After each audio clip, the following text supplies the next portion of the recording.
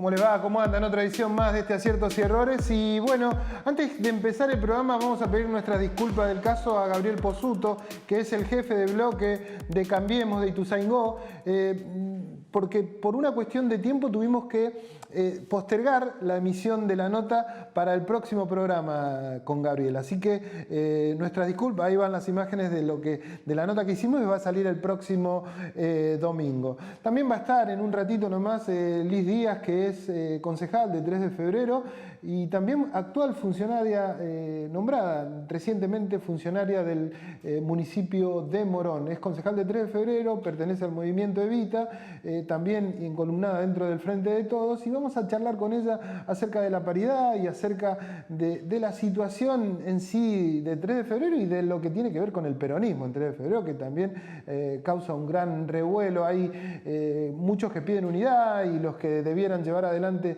la temática de la unidad miran para otro lado, no convocan, y de eso en un ratito vamos a hablar con Liz Díaz. También nos va a acompañar la doctora infectóloga, también Ani Cohen, junto con la doctora Amelia Franchi. Vamos a, en el último bloque, hablar de salud y de la temática del HIV, una enfermedad que se le ha perdido un poco el miedo, pero sigue siendo, digamos, una enfermedad que ya no es mortal, pero sí es crónica. De eso se cumplió el Día Mundial del HIV en esta semana que acaba de concluir, y esa va a ser la temática fundamental que vamos a abordar con las médicas, que en su día, ¿no? Porque mientras grabamos el día jueves, hoy es el día de los médicos y de las médicas, que han tenido una labor más que destacable durante todo este año con el tema de la pandemia. También desde Madrid nos va a acompañar vía Zoom el colega y amigo Germán Marcucci, que nos va a contar cómo está ese país en este momento, ¿no? En un momento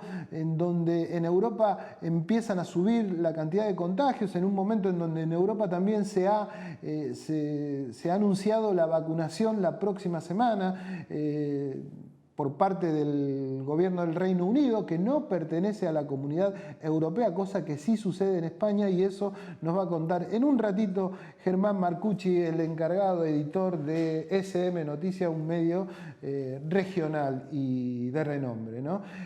Mientras tanto, nosotros tenemos que decir que anduvimos por algunos lugares del distrito y nos acaba de llegar desde 3 de febrero, más precisamente, que Valenzuela, el intendente de ese distrito, se reunió con el ministro Ferraresi por proyectos de urbanización de 3 de febrero, y tienen en cuenta que Ferraresi reemplazó hace un par de días nomás a la propia Bielsa, que encabezaba ese ministerio, y la idea del gobierno nacional es empezar a poner en valor lo que tiene que ver con la construcción de viviendas, ¿no? Algo que entienden ellos que va a motorizar mucho al país, pero también es una deuda pendiente no solo de este gobierno, sino del anterior y del anterior y del anterior, digamos. Si el gobierno llega a implementar y lograr un buen camino, un buen andamiaje en todo lo que tiene que ver con esto, de vivienda, solucionar la problemática de la vivienda, o al menos empezar a solucionar, va a tener, creo yo, un gran apoyo. Y en este caso se reunió con un hombre de la oposición, con Valenzuela, Ferraresi, en donde prometió mejoras en lo que tiene que ver con el barrio Ejército de los Andes y otros lugares más emblemáticos de 3 de febrero. Para los próximos pasos presentó, dice Valenzuela, nuevas iniciativas para Capitán Bermúdez, Fabelita, Puerta 8 y Barrio Mercado. Y también me comprometí en acercarles una propuesta para construir juntos viviendas en 3 de febrero. Un 3 de febrero que el propio Valenzuela también anunció un aumento salarial a la masa municipal, que bueno, la semana que viene quizás lo hablemos con el encargado de ese sindicato para que nos cuente más en detalle en qué consiste este aumento salarial y un bono que tiene que ver con el COVID. Así que de esta manera nosotros vamos a dar comienzo al programa del día de hoy, sin olvidarnos que el que estuvo también en 3 de febrero hace unos días es el propio ministro de Salud, con un plan de vacunación que lleva adelante el ministerio que él encabeza. Estoy hablando de Ginés González, ¿no? Un hombre que ha tenido bastante laburo por estos días. El presidente también mismo, por otro lado, se reunió vía Zoom con su par de Brasil. Ahí vemos las imágenes con Bolsonaro, en donde dicen que reformularon la relación, en donde me parece que no le conviene a ninguno de los dos países, ni a Argentina ni a Brasil, estar peleándose, ya que me parece que más allá de las posturas y de las miradas y de las ideologías, digamos, lo concreto es que se labure en función del bienestar de los dos países, que tanto se necesitan, ¿no? Porque si anda bien uno, anda bien el otro. Así que de esta manera, y calculo que olvidándome un montón de cosas más, damos comienzo al programa de Aciertos y Errores del día de hoy.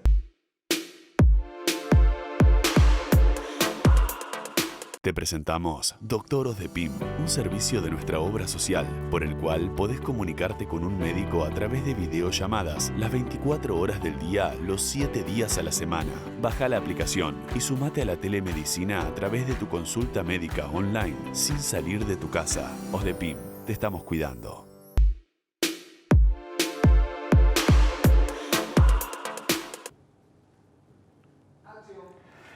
Empezamos con un bloque en donde vamos a tratar de hablar de las legislaturas locales, ¿no? En este caso de 3 de febrero. Me pareció, hubo unas situaciones bastante raras en 3 de febrero, porque se cortaron las sesiones por mucha cantidad de contagiados por COVID y en particular del oficialismo, digamos, ¿no? Del oficialismo local, ¿no? Lo cierto es que hay una de las concejales de Cambiemos, más particularmente de Juntos por el Cambio, del oficialismo, que renunció para asumir dentro del Ejecutivo, ¿no es cierto? Es una mujer. Y me pareció loable la actitud de la concejal Patricia Rodríguez, que pidió que la que reemplace a esa concejal que se va sea una mujer, porque se va una mujer, pero en realidad, por la cuestión de ubicación en la lista, le corresponde a un hombre. Y es una persona del oficialismo que tuvo una actitud, si se quiere, de confrontación para hacia adentro. Bueno, interesante, la invitamos, pero ella, bueno, en otra oportunidad vendrá, veremos. Otra de las personas que también generó una situación, si se quiere, también de movimiento, es Liz Díaz, que es del movimiento Evita, pero es del Frente de Todos y concejal de 3 de febrero también, que ahora va a asumir un rol en el ámbito del distrito de Moreno. Y me acompaña, Liz. Antes que nada, Liz, gracias por tu presencia acá en Aciertos y Errores. Gracias por la invitación. No, por favor. ¿Cómo? Bueno, primero, bastante intensos los días en el Consejo Deliberante, ¿no? Sí, vienen siendo días intensos, de mucho debate, ¿sí? En donde realmente se han planteado temas, como vos decís, esta discusión sobre la paridad que se dio en la última sesión, que nosotras y el Frente de Todos, digamos, si bien estamos de acuerdo con que hay que reglamentar la ley de paridad porque necesitamos zanjar un debate y que en todas las instancias políticas podamos reflejar una equidad de género, ¿no? Creemos que el debate es más provechoso de esa manera.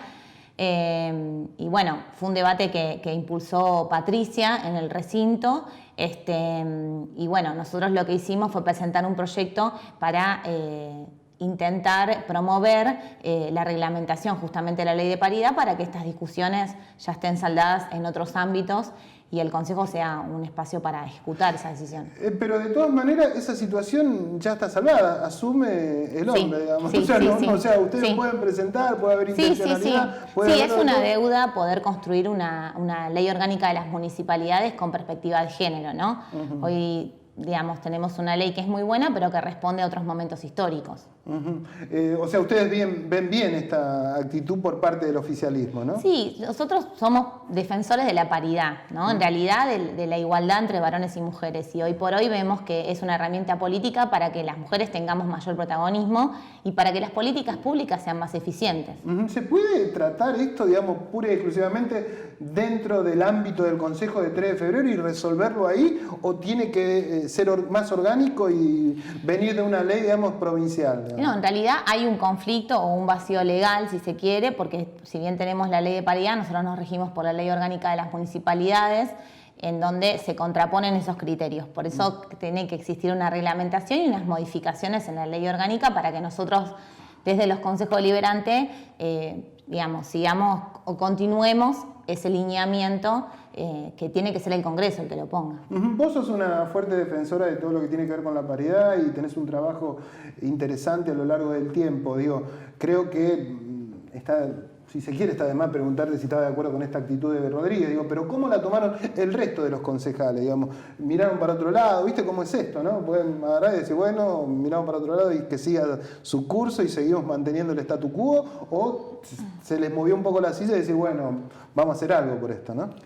Sí, creo que, a ver, nuestra posición fue propositiva, intentamos hacer eso, salir para adelante. Cuando decís nuestra, decís del Frente de Todos, hablo del Frente de Todos. Sí, hubo otros bloques, el bloque Tercera Posición, que bueno, su presidente de bloque manifestó que él está en contra de la paridad. Bueno, le puso el nombre al gimnasio, ¿cómo es? Al SEDEN. Propuso que el SEDEN se llame Diego Maradona. Claro, bueno, son cosas interesantes también. Creo que es parte de otro debate, digamos. Yo no estoy en desacuerdo con que se le ponga el nombre de Diego Maradona al SEDEN, pero me parece que este tipo de situaciones son más interesantes, o sea, tienen que ver con una situación más importante hacia futuro, digamos, ¿no? Sí. Estamos hablando de discusiones de fondo que hacen a reinterpretar hacia qué camino queremos que vaya nuestra sociedad hoy por hoy.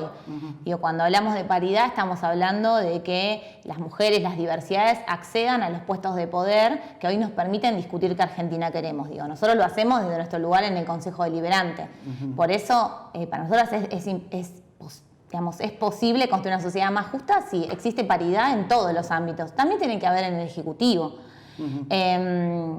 Por eso en el Consejo fue muy intenso el debate, porque como vos decías, también no era una discusión que estaba saldada dentro de su propio bloque, y eso también a nosotros nos sorprendió, porque en muchos casos hay una actitud casi corporativa, digamos, se bloquean muchos debates que no se llevan al recinto, pero que sabemos que internamente en todos los bloques se dan. Esta discusión es sana, que se dé en el Consejo Deliberante. Lamentablemente no se dio en los mejores términos, porque hubo expresiones tanto del bloque Tercera Posición como del bloque de Cambiemos, que para mí atrasan una discusión que ya está saldada en la sociedad. Tal cual. Tu caso también tiene que ver con que vas a ocupar un cargo ejecutivo en el distrito de Moreno, ¿no es cierto? Pero seguís... Sí, sigo ejerciendo como concejal en 3 de febrero. Sí, hoy tenemos, yo digo tenemos porque siempre trabajo en equipo, pero hoy tengo la responsabilidad de asumir la Secretaría de Mujeres, Géneros y Diversidades, un área nueva en el municipio de Moreno, que si bien ya existía una dirección, hoy la intendenta Mariel Fernández toma la decisión de jerarquizar ese espacio, porque realmente, como vemos en todos los distritos del conurbano, hay grandes deudas con las mujeres y las diversidades, y esta pandemia ha desnudado los índices o las expresiones más extremas de la violencia machista, ¿no? Y si hay deuda en sectores más urbanos, imagínate lo que es en sectores más alejados, digamos, de la urbe, ¿no? O sea, como en el caso de Moreno. Así que me parece que hay un laburo para hacer ahí también, ¿no? Me parece que el compromiso que asumís, digamos, no es menor, ¿no? Sí, no es menor, ya te digo, vengo trabajando con un gran equipo en el Consejo Deliberante de 3 de febrero y un gran equipo de compañeras en Moreno, que además la Secretaría no es un hecho aislado en el municipio, sino que el municipio de Moreno tiene el 70% del gabinete, o más te diría, no saqué la estadística concreta, pero son todas mujeres. O sea, tiene una impronta feminista y una perspectiva de género en todas las áreas del municipio. Entonces asumimos, estando, digamos, en una realidad hostil, en una realidad de mucha desigualdad, pero en una gestión que tiene un fuerte compromiso político con las mujeres y las diversidades. Fernández también es cierto que es hoy intendenta de ese distrito de Moreno, fruto de un acuerdo, digamos, pertenece a tu fuerza política, si se quiere, a donde vos te referenciás, al movimiento Evita, digamos. Tienen un desafío interesante esa extracción o esa agrupación que integra el Frente de Todos, con un distrito que es complejo, Moreno, digamos, no es 3 de febrero, digamos, ¿no? Sí, yo creo que la experiencia que está haciendo Mariel y todo el gabinete de hacerse cargo de un distrito tan potente como Moreno, digo, tanto a nivel poblacional como en extensión, nos da cuenta de que es posible que los movimientos sociales, los movimientos populares, que somos una novedad en la política, digo, dentro de lo que es esta democracia, somos fruto de la democracia, incluso en muchos casos del estallido del 2001, de diciembre del 2001, que esa organización comunitaria que nos dimos durante mucho tiempo, esa organización del trabajo que durante años pudimos sostener, bueno, también se puede trasladar a un proyecto político que le cambie la realidad a los vecinos, en este caso de Moreno,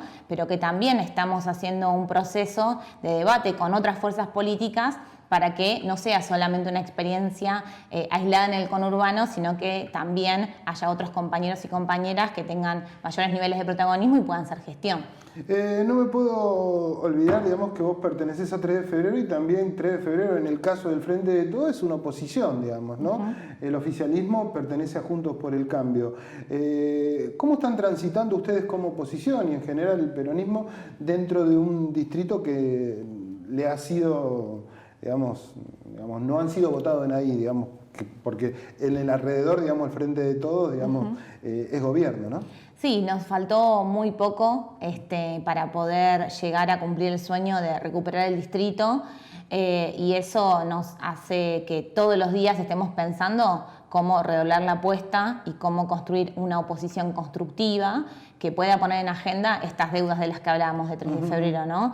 Nosotros en esta pandemia desde el primer momento hemos exigido la conformación de un comité de crisis, no lo hemos logrado, hemos tenido algunas reuniones con el Ejecutivo, pero lamentablemente... Sí, estuvo el Chino reunido con el referente, Navarro estuvo reunido con él. Sí, pero sí, hablamos de esto de construir un comité de crisis en donde esté el Ejecutivo, la oposición, las distintas voces que son parte de la vida política de 3 de febrero, en donde podamos empezar a impulsar políticas que le den soluciones a nuestros vecinos en el medio de una pandemia que, o sea, ahora, viste que uno se acostumbra y pierde un poco la memoria de cómo era esta situación en abril, mayo, bueno, pero nosotros en la experiencia que tenemos de simplemente comunitaria pasamos de 15.000 viandas a 80.000 viandas por mes. Claro. O sea, la demanda que había de alimentos, de contención en relación a la salud mental, a la promoción de salud, son políticas que no pudimos llevar adelante con efectividad en 3 de febrero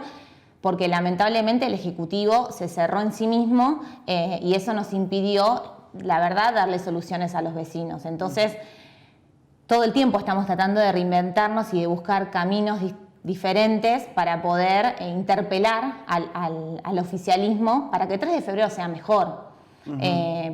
Este año se han dado discusiones importantes desde el Consejo Deliberante, pero también hemos visto que los propios vecinos se han organizado. Vos has visto la resistencia que hubo en la implementación del estacionamiento medido, por ejemplo. Nuestro bloque votó en contra, pero también fueron muchos vecinos y vecinas que hoy por hoy saben la crisis económica que estamos viviendo y que no pueden pagar más. Yo ahí tengo un dilema, ¿no es cierto? Porque me parece que por ahí no es el momento de implementar una cuestión como el estacionamiento. Lo cierto es que también hay una situación que se da en los distintos distritos del conurbano vecinos a 3 de febrero que ya ejecutan el estacionamiento, digamos, ¿entendés? O sea, digo, tengo un dilema porque me parece que... No, es que nosotros no estamos... A ver, si bien 3 de febrero necesita un ordenamiento del tránsito, necesita mejorar los centros comerciales, necesitamos tener un distrito que sea más integrador para que no pongamos barreras, por ejemplo, a las personas que tienen una discapacidad, sino que sea un distrito más inclusivo y que eso hay que hacer un ordenamiento del tránsito para que todos podamos circular mejor.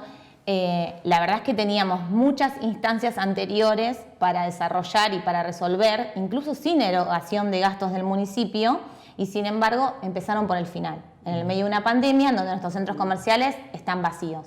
Bueno, nosotros también creemos... Hay quejas muchas de los centros comerciales. No es oportuna esta medida en el medio de esta crisis. Lo planteamos incansablemente, lo seguiremos planteando, porque la verdad que si bien la medida se está implementando en este momento, hay muchos vecinos que hoy por hoy están recibiendo multas porque no tienen capacidad de pagar el estacionamiento medido. Sí, no, está en una situación compleja para destinar esa guita a un estacionamiento que hasta hace poco tiempo no lo había. Y me quedé pensando, el problema en 3 de febrero para ustedes, ¿es el gobierno, es Valenzuela o son ustedes, digamos, de no llegar a una unificación, digamos? Yo creo que, a ver, tenemos una gestión que no tiene como prioridad a los sectores más postergados de nuestra población y eso es un problema muy grave. Y por otro lado, hay discusiones que nosotros nos estamos dando para generar los consensos necesarios para hacer la mejor oposición y ser el proyecto político que le gane el PRO en el 2021, en el 2023. Bueno. A ver, yo creo que también nosotros hemos tenido algunas limitaciones y obviamente errores, porque nadie que pierde una elección hizo todo bien. Nosotros creemos que todo el tiempo tenemos que estar en una constante autocrítica para mejorar. Ahora, eso no quita que nosotros no seamos una oposición unida, que trabaje incansablemente para mostrar cuáles son las demandas que tienen nuestros vecinos y visibilizar la situación de absoluta apatía que tiene el gobierno municipal. Liz, has sido muy amable por participar y compartir un rato con nosotros. Muchas gracias. Mucha suerte en tu nueva labor ahí en Moreno. No es sencillo eso. Gracias por tu presencia. Muchas gracias. Nosotros nos vamos a ir afuera del país. Sí, nos vamos a ir a Europa.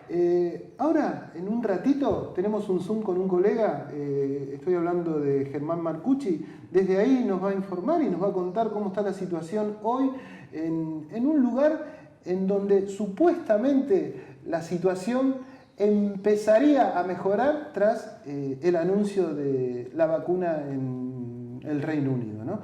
Así que vamos a hablar con Germán.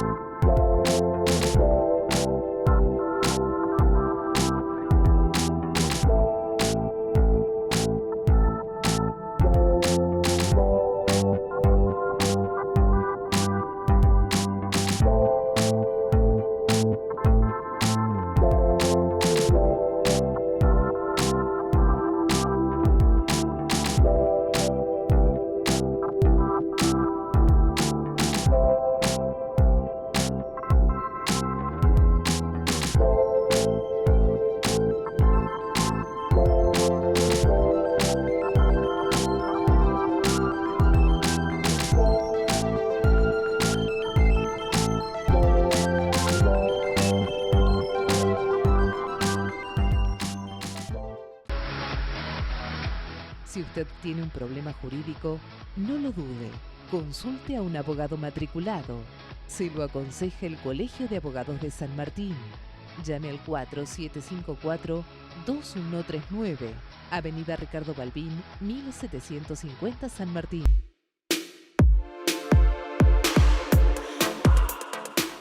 Lo dicho, me acompaña en este bloque Germán Marcucci, periodista, encargado del portal SM Noticias, responsable, pero el hombre ahora se ha tomado unos días y anda recorriendo Europa, más precisamente en este momento en España. Y antes que nada saludarlo, gracias Germán por compartir este ratito con nosotros. Y la idea es que nos cuente cómo está o cómo se vive este tiempo de pandemia en Europa, porque nosotros estamos habituados a que nos cuenten otros, pero quisiera que nos cuentes vos, que sos de acá, del barrio, de la zona, como diríamos, ¿no es cierto? Sí, bueno, cada país de Europa lo vive de una manera distinta.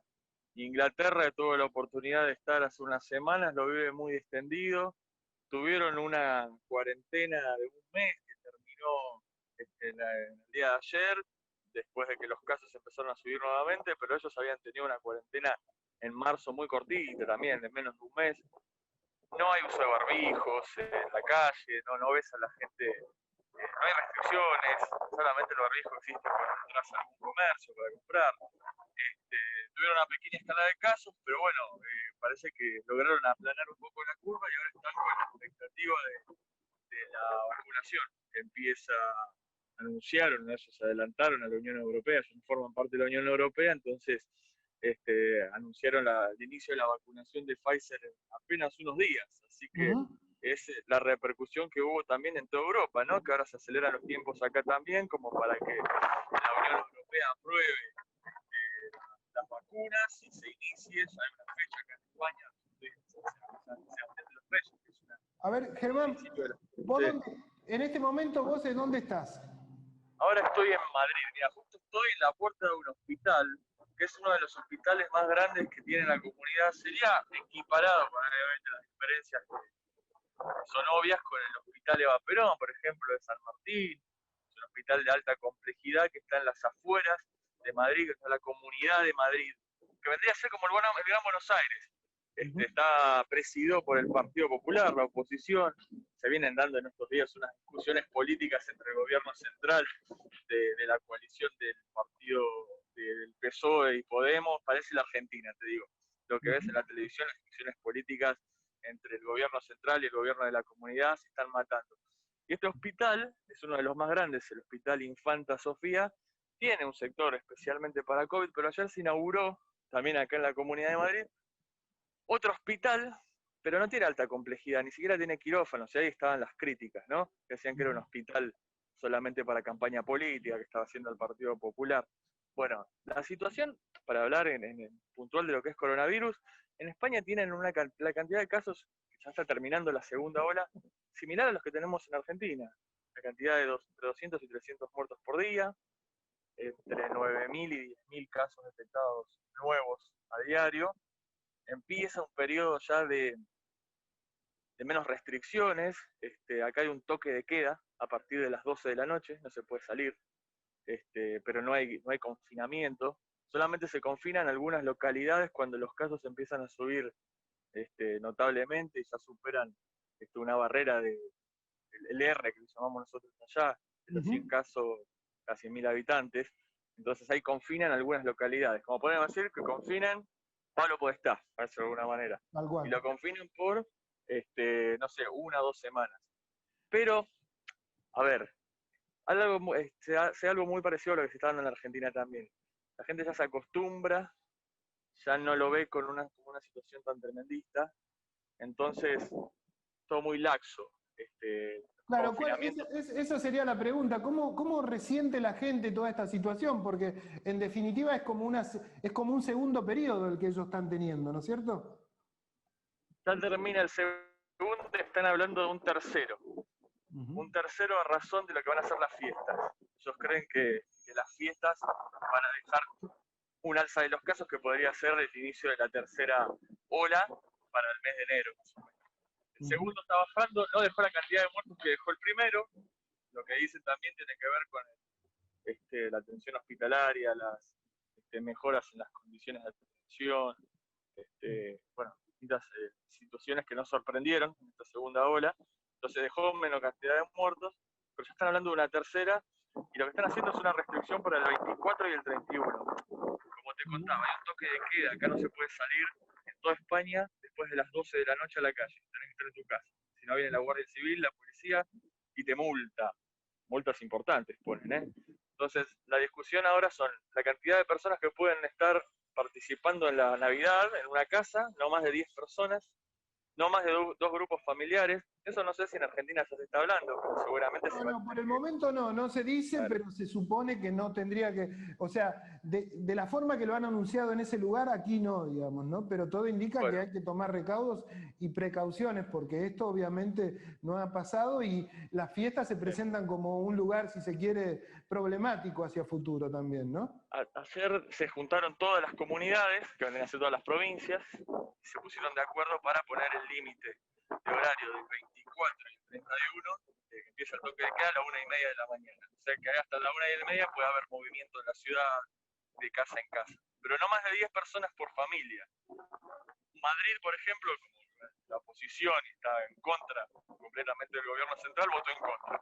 Y también Cataluña, que tiene una postura bastante fuerte en contra de la situación de separatismo, de intención de independencia, se abstuvo en la votación. Pero hoy por hoy la discusión está dada en las fiestas. La gente se olvidó del coronavirus, de los muertos, ya no le teme a la enfermedad en sí. Te digo que, nada, se vio algo parecido a lo que es Argentina también. La gente sale a la calle, el otro día, lo que era el centro de Madrid, estaba abarrotado de gente, lo que es Gran Vía, el centro, digamos, donde están todos los negocios. Hubo el Black Friday y explotó, hubo no hubo distanciamiento social, eso también son críticas. La El gente está muy barbijo, acostumbrada.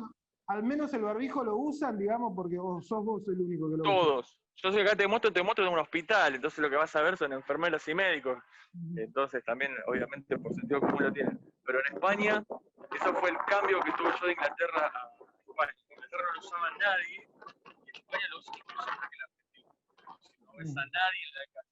También tiene que ver con las multas. Como te contaba hace un rato, la Policía Nacional, bastante violenta, la Policía Nacional, por suerte, pues tuve hasta una detención.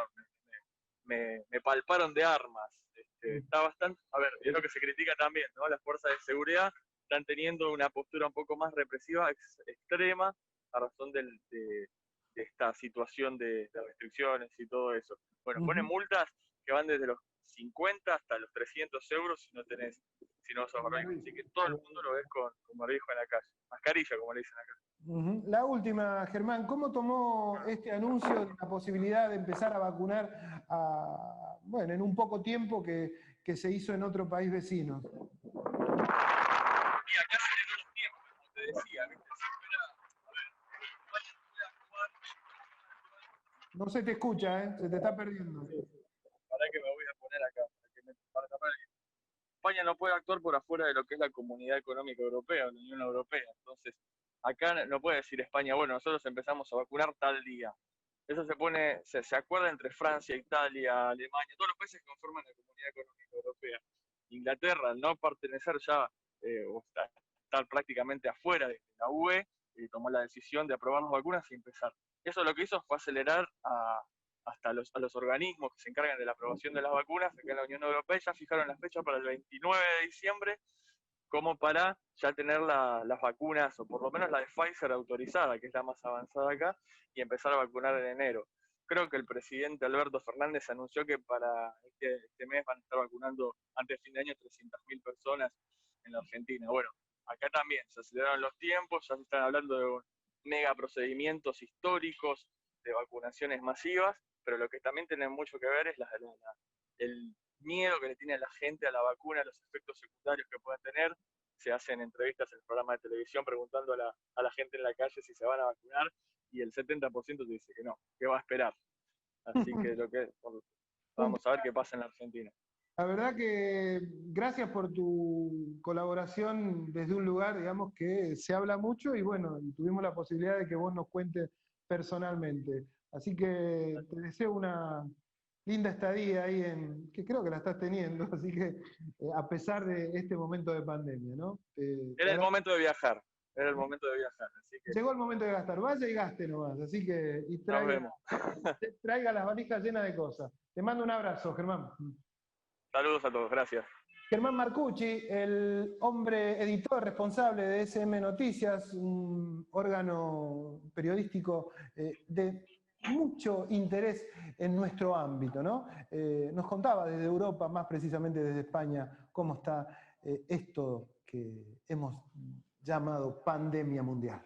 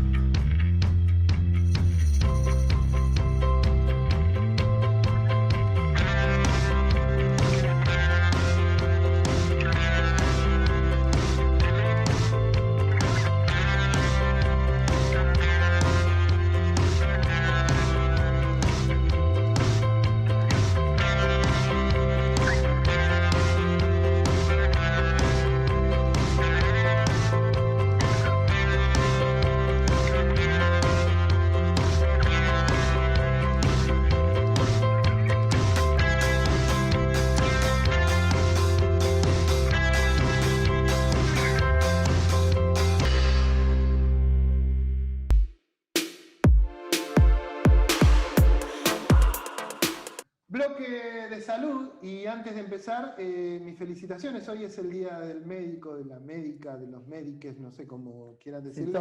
De todos. Así que sin ellos, en este momento que ha vivido el mundo, que ha vivido la Argentina, me parece que la cosa hubiera sido distinta. Así que hay que revalorizarlo, hay que ponerlo sobre la mesa. Todo el laburo que han hecho va en usted, doctora. Mis felicitaciones y un gracias enorme por todo lo que han hecho, ¿no? También me acompaña del otro lado Emi Cohen, también doctora, infectóloga, y que la idea es que charlemos un poco porque en medio de todo esto también hemos pasado un día que es particular, tiene que ver con el día que es el 1 de diciembre, el Día Mundial de VIH-Sida. Y es un gusto tenerla a Emi, que es investigadora, y es jefa de infectología del Hospital Eva Perón, así que nada, preguntarle un poquito... Claro, porque yo tomaba en cuenta esta situación, digamos, del HIV, que fue una de las primeras, al menos en lo que tiene que ver con nuestra contemporaneidad, digamos, que enfermedad que afectó a mucha gente, ¿no es cierto? Muchísima. No quiero hacer un traslado a esto, pero se sigue buscando... Sí, en este momento, ¿no es cierto? Así en que, este momento Emi nos va a contar, pero en este momento es una enfermedad crónica ya, por suerte. Es una enfermedad contanos un poquito, Emi. Bueno, buenos días, ¿cómo están? Bueno, es un gusto charlar con ustedes. Justamente hace 2 días se conmemoró el Día de la Lucha, es la lucha contra el VIH y SIDA. Esto es una enfermedad que nos lleva también, podemos considerar que fue como una pandemia y que sigue siendo. Es una enfermedad que más o menos tiene casi 40 años, que no se sabe bien cómo empezó, pero no se sabe si tiene que ver con los monos, todo eso, pero eso ya es historia, y que evidentemente, ¿por qué le digo pandemia? Porque en realidad afectó en todos los países del mundo, hay casos de VIH y SIDA, esto se fue propagando, primero era nada más que en algunos ciertos grupos, con ciertas conductas, como especialmente el tema de los adictos endovenosos y los homosexuales, pero esto después realmente es algo generalizado, o sea, muchísimas personas lo han contraído sin pertenecer o tener esas conductas, o sea que es exactamente igual, o sea, fundamentalmente lo que tenemos en nuestro país y en muchos lugares del mundo, más del 90% de las causas de infección de VIH son por contacto sexual, tanto homosexual como heterosexual, o sea, no tiene ninguna importancia, o sea, es lo que hablamos siempre con los pacientes,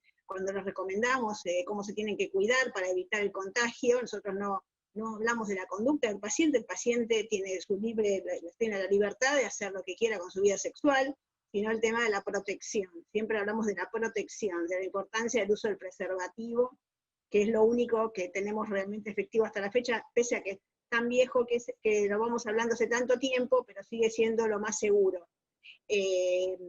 Lamentablemente hay mucha gente, que se calcula más o menos que hay casi un 20% de personas, por lo menos en nuestro país, que tienen la enfermedad y no lo saben, ¿sí?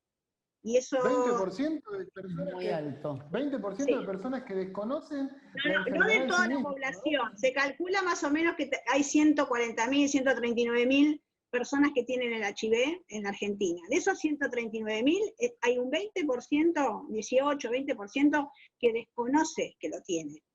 Ese es el tema. Con lo cual no se cuidan y no cuidan a otros, con lo cual aumenta las infecciones hacia otras personas. Exactamente. Esto es una enfermedad que es mortal, obviamente, para el que no se trata, donde hubo muchísima discriminación, cuando comenzó todo. Ahora quizás actualmente la gente joven discrimina un poco menos la enfermedad, y lamentablemente no es que le tiene que tener miedo, pero le perdió un poco el miedo, porque gracias a la medicación, o sea, esta es una enfermedad donde se ha investigado como no se investigó jamás. Quizás ahora con el COVID estamos un poquito codo a codo, pero digamos que se investigó muchísimo y se invirtió muchísimo en la investigación, y eso hizo que rápidamente aparezcan drogas efectivas, y hoy, o sea, ya desde el año 96, esta enfermedad se fue transformando de ser para la persona adherente que toma la medicación, se transformó en una enfermedad crónica y no una enfermedad mortal para el que adhiere a la medicación. Eso hace, lamentablemente, por un lado, eso es bueno, pero lamentablemente eso hace que haya gente que le haya perdido un poco el miedo y que dice, bueno, si me contagio a lo sumo tendré que tomar unas pastillitas. Y no es así, o sea, porque realmente, o sea, es tomar medicación de por vida y en realidad hay un montón de efectos inflamatorios que no podemos controlar con la medicación, y entonces, bueno, no es lo mismo. Entonces, el tema es quizás uno de los problemas más grandes que tenemos, la falta de campañas, ¿no? Es fundamental. Doctora, esta situación que usted me planteaba de la cantidad de gente que desconoce la propia enfermedad, ¿obedece a esto que planteaba recién, a esta discriminación, a esta estigmatización que tenía la enfermedad o que sigue teniendo la enfermedad? ¿O en realidad es que el paciente no presenta síntomas, entonces desconoce por completo esa enfermedad? Hay muchos causales. Uno es que el paciente se siente bien, no se hace estudios, no sospecha, uno es muy omnipotente y supone, a mí no me va a pasar, no me cuido y yo no me voy a contagiar, o calcula que si la otra persona con la cual tiene sexo realmente sexual, como les dije, la ven relativamente bien, pero uno puede estar muchos años asintomático y ya tener el virus. Entonces, bueno, esa confianza de decir, no, a mí no me va a pasar, eso es por un lado. El otro lado es yo he hecho la culpa también al personal médico, porque hay muchísimos médicos que cuando un paciente se acerca a hacerse una rutina no lo incorpora como algo más que hay que pedirlo, que es importante interrogarlos. Uno se le pregunta qué enfermedades tuvo, qué síntomas tiene, y no le preguntan, por ejemplo, conducta sexual o lo que sea. Más allá de eso, porque hay muchas personas que aparentemente tienen una conducta tranquila y aparentemente una pareja estable, y sin embargo se contagian, entonces, porque hay intervienen muchos factores, y bueno, y los médicos no lo piden, o sea, no piden el estudio del HIV, como pasa también con el tema de las hepatitis, o sea, no lo incluyen dentro de los pedidos que tendríamos que hacer, porque podríamos diagnosticar muchos pacientes asintomáticos o en etapas iniciales de la enfermedad.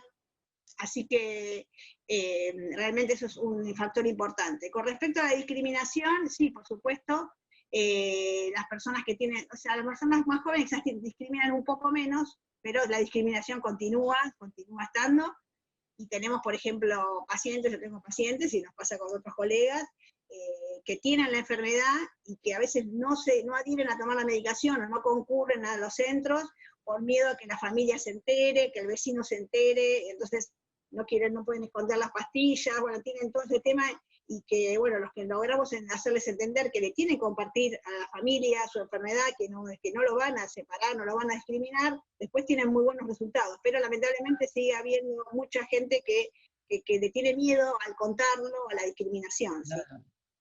Una última pregunta, Emi. Embarazadas que no saben que tienen VIH, y que a veces, como decís vos, ¿no? En general en el primer trimestre se piden todos los estudios, pero no saben y se detecta el VIH. ¿Qué sucede con los bebés que nacen? Porque en una época hubo muchos niñitos que nacieron bebés con VIH, por el contagio vertical. Por suerte, o sea, eso primero que es obligatorio hacerlo embarazarle el test, aunque no firme el consentimiento, es obligatorio justamente por la vida del bebé, y eso hace que, bueno, teóricamente los obstetras y los médicos que atienden a estas embarazadas les tienen que pedir durante el embarazo el estudio. El tema es de que a veces hay muchas madres, muchas, en la cantidad que vienen directamente con trabajo de parto. Entonces, bueno, generalmente lo que hacemos es hacer un test rápido y la persona que le da positivo se le da generalmente la medicación en el momento del parto o la cesárea. Generalmente va a ser una cesárea, si es una persona que de reciente diagnóstico, y se medica al bebé. Justamente las primeras drogas que hubo para el HIV, que fue la sidobudina, la Zetia-T famosa, el primer éxito fue en el año, hace más de 25 años, hace casi 35 años, fue justamente en las embarazadas, ¿sí? Que le empezaron a dar el Zetia-T y logró disminuir justamente la transmisión vertical. Una madre que no toma la medicación, que tiene su carga viral alta, la transmisión es alta, o sea, es un 30%, esos bebés se van a contagiar. Generalmente hay 3 momentos, durante el embarazo, en el momento del parto y con la lactancia, pero el mayor contagio es en el momento del parto. Esa mamá que no sabe su diagnóstico o no tomó su medicación, va a contagiar, de 3 bebés se va a contagiar 1, es muy alto. Y si toma la medicación y está indetectable, que puede tener un parto normal también, prácticamente la transmisión baja a cero. O sea, es muy difícil que el bebé se contagie si la madre está con una carga indetectable, está tratada. Importantísimo. Muy claro todo lo que referido al HIV, al SIDA, como se lo conoce habitualmente. Y una última pregunta, doctora. En este año de pandemia, algunos datos indican que la actividad sexual ha bajado notoriamente, digamos. Esto, si se quiere, benefició a los posibles contagiados, ¿no? De HIV. En realidad, no, seguramente vamos a tener muchísimos más contagios porque no se habló de otro tema más del COVID, no solamente con el tema del HIV, del VIH y del SIDA, sino con un montón de enfermedades crónicas. Vamos a tener un aumento muy importante de enfermedades oncológicas, enfermedades crónicas, el HIV, porque la gente no se ha cuidado, porque seguramente la gente tuvo sexo igual, o sea, como sea, lo habrá tenido, y medio así a la apurada, o sea, con menos control todavía. Y además muchos pacientes hemos visto que han dejado sus controles, pacientes que ya sabían su diagnóstico, dejaron de tomar la medicación por miedo a venir al hospital a buscar su medicación. Entonces va a haber muchos pacientes que estaban indetectables, y que ustedes saben que si están indetectables el paciente prácticamente no contagia, pero el paciente que sí tiene una carga viral alta tiene alta chance de contagiar a otros. Entonces son pacientes que dejan de tomar su medicación y pueden contagiar a distintas personas que eran negativas previamente. Así que en realidad el COVID ha empeorado la situación desde ya. Doctora, muchas gracias por su presencia acá con nosotros. Feliz día. Era la doctora Emi Cohen, infectóloga. Desde su lugar de trabajo nos aclaraba una situación de la cual no se habla mucho. El SIDA, yo creo que es una enfermedad que está muy estigmatizada. Quizás por ahí, para ponerlo en la mesa, es el tema de que por esta enfermedad murieron personas, millones de personas, muchas personas, creo, no sé si son millones, pero murió mucha gente, entre otros que es el propio Freddie Mercury, el propio Federico Moura, cantantes, digamos, que ahí es donde se tomó gran parte de conciencia por algo que evidentemente...